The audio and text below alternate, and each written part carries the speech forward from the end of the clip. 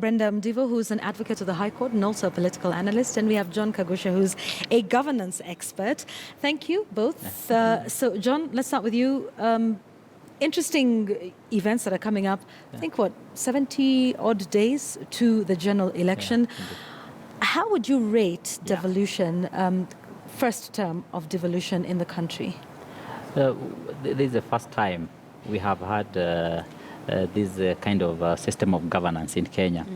And a World Bank report, I think 2014, actually put Kenya as one of the countries which have a very fast devolving system of governance across the globe.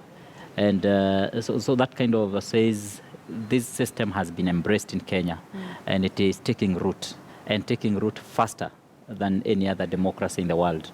And that's a good thing for us as a country, because as you know, we have always rooted for this kind of a system whereby resources will be decentralized from the center, and then they will be enjoyed and administered in more decentralized centers. And in 2010, of course, that's when we passed the new constitution. That's when we promulgated the new constitution. And the first time, of course, then this kind of governance took shape in Kenya is 2013. Now, if you look at now the two terms, especially for the two gentlemen who have been chair of the Isaac COGs. Ruto We have the Isaac Ruto for 2 years. I think he's the one who was at the heat of things. At the point when you were having the transition, you remember a gentleman whom we could not miss in the news at that time. He was, during the gentleman who was in charge of the transition. In the transition, yes. I think the name is getting lost. But the gentleman was there all the times, and we are happy because as a country then it means that the resources now are at the county level. Probably the only thing which maybe we needed to have seen coming a little bit more clearly is how much the counties are also collecting, as it were before when you were in the county government. So rather than, how much money is coming from the national government being, and I think Governor Munya has raised that in that clip we've just watched, where he's talking about, now the National Assembly, once again, this whole division of revenue. And Joy, you understand the legal intrigues of this specific issue, went all the way up until the Supreme Court at one point over the last 4 years, this first term. So talk to us about those intrigues. Obviously, teething problems.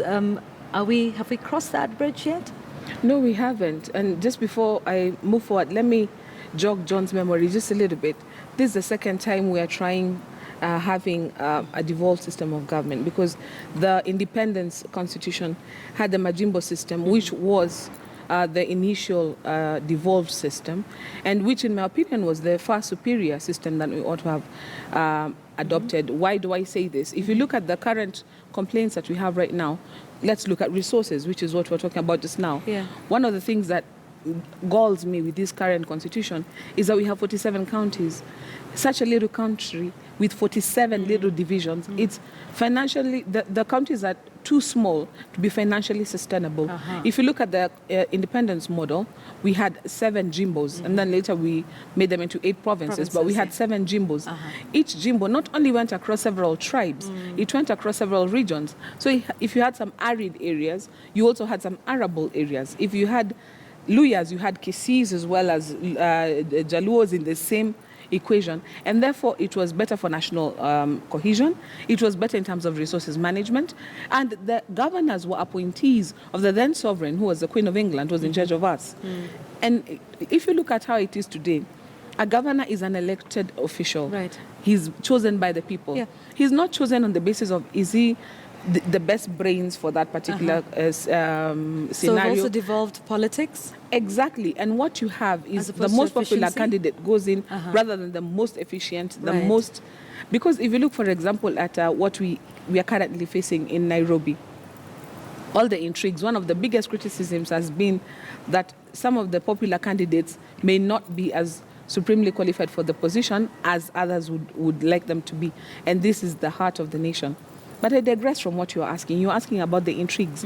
When you look at the constitution currently, the way it has framed the county, the devolved system, it is a system that is supposed, like John said, to devolve resources down to the people, but also supposed to devolve the, how do I put it, the services. That's why you have something like health, the education for the little children. You have, agriculture. You have the services that are deemed crucial to the Mwananchi that have also been devolved, with the big idea that you are able to have enough management at that level. But what we have seen is the function is devolved, but sometimes the resources are not adequately devolved. And it was supposed to be funds follow function. Right? Exactly. And all these things keep them going back and forth to court. The latest showdown being with the doctors. The president goes ahead and says, pay them for the 100 days that they've not been working. And the county governments are like, we're not paying people for work that they've not done. Right. And even if we do, you give us the money to give them. Otherwise, we're not. Until now, you have an impasse where there's some doctors who are now going back on strike and some nurses are going back on strike because of this push and pull. If we look, for example, at the South African system, they started like us, I think at 10% or 15%. But as we stand currently, they're almost at 50% in splitting the revenue.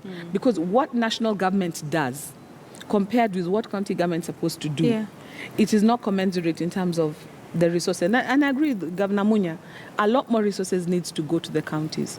But the counties have not been models of good governance either. Okay, that's an interesting point.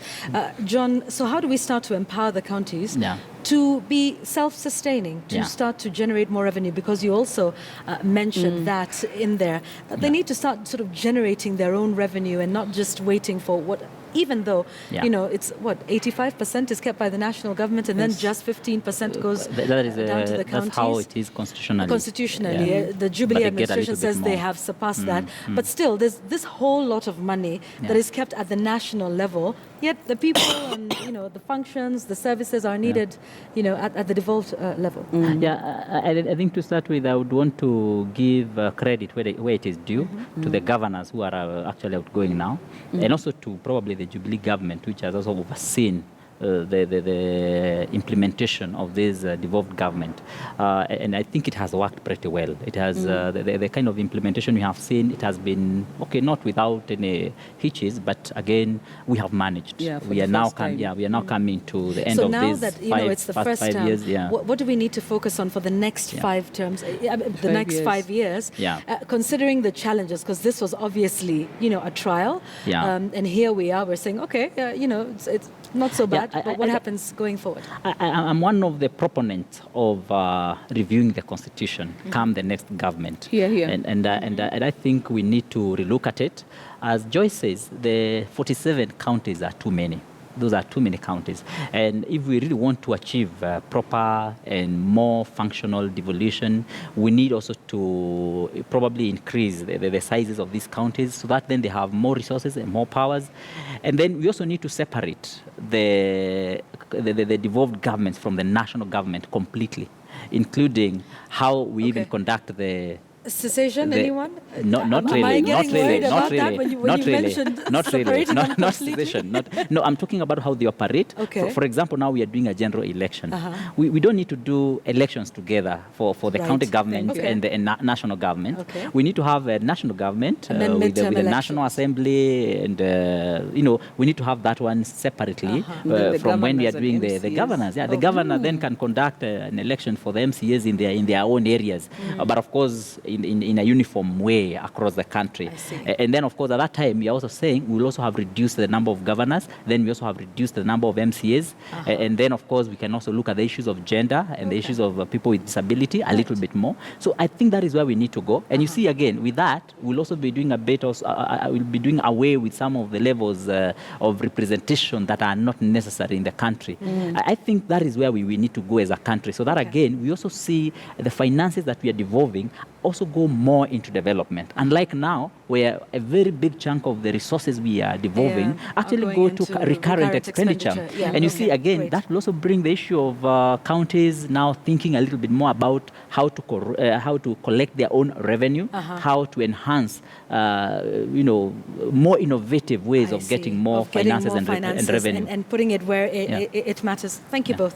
That's Joy Brenda Mdivo, who's an advocate, and John Kagusha, who's a governance expert. We thank you both for this. Some interesting views on that. We'll definitely be talking about this a little more as we continue. Some interesting perspectives. Thank you very much, lady, gentleman. All right, we had asked you a question on Twitter this afternoon. We asked you whether you think the Kenya government is adequately addressing the health concerns of its citizens. This is, of course, on the back of that WHO